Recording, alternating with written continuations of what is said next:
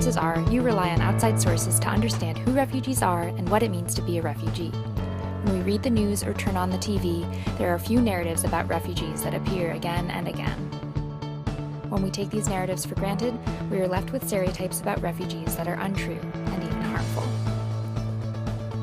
For example, people who don't support refugee resettlement often depict refugees as a threat to national security, to Christianity, or even to American families. There is some fear that some of these refugees may actually be posing as refugees, but they might actually be Al-Qaeda or ISIS terrorists trying to sneak into Europe or the United States. What do you make of that? Well, certainly that's a possibility. I mean, you can't dismiss that out of hand. And the stories told by people who do support refugees, those aren't exactly perfect either. Refugees are often depicted as victims. They're seen as helpless, passive, and in need of our help.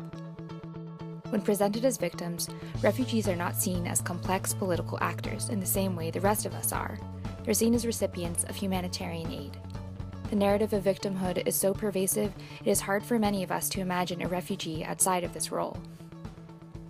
He is one of hundreds of Syrians living in squalor and fear. We thought, well, it can't get much worse. Almost every day, it did. Uprooted from their homes and surviving with the bare minimum. These are some of the heartbreaking stories of Syrian refugees. Occasionally, we also see the narrative of the refugee as a superhuman, a hero who is inherently good, valorized by their suffering.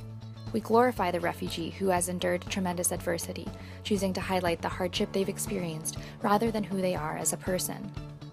Whether you believe refugees are a threat or victims in need of our aid, refugees are widely accepted to be a problem in need of a solution.